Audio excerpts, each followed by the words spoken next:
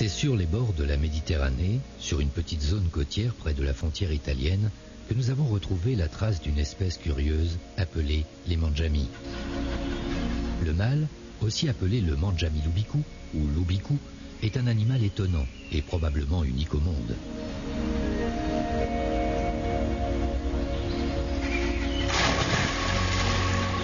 Dès l'apparition des beaux jours, son pelage devient sa principale préoccupation. La chaleur aidant, il réduira peu à peu ses efforts tout au long de la belle saison pour se consacrer à son activité préférée, la reproduction. Lubicu est très mobile et très rapide. C'est là un de ses points forts. Quotidiennement, il quitte son refuge pour se rendre sur son terrain de chasse préféré, la jungle urbaine.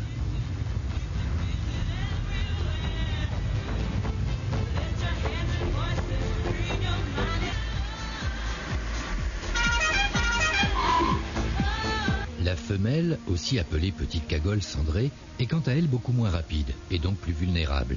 Les scientifiques s'accordent à dire que son activité cérébrale ralentie fait de cette créature une victime toute désignée.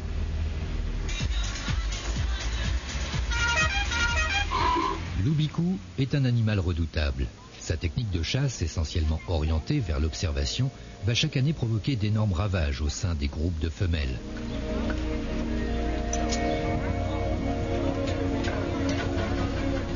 Mais la phase la plus passionnante est l'approche. Observez bien cette femelle isolée et constatez avec quelle facilité le mâle établit le premier contact.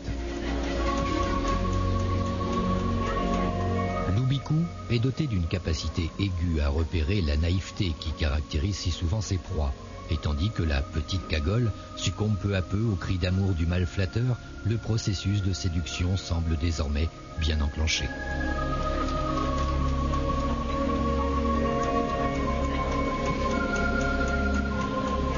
La femelle montre cependant quelques petits signes de réticence, si bien que Lubicu déploie ses derniers atouts afin de voir ses efforts récompensés.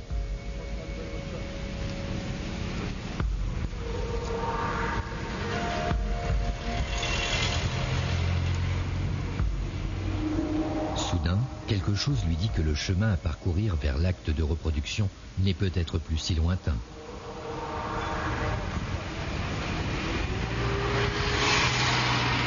La petite cagole finira par céder devant un tel déploiement de force et tous deux pourront bientôt assouvir leurs instincts.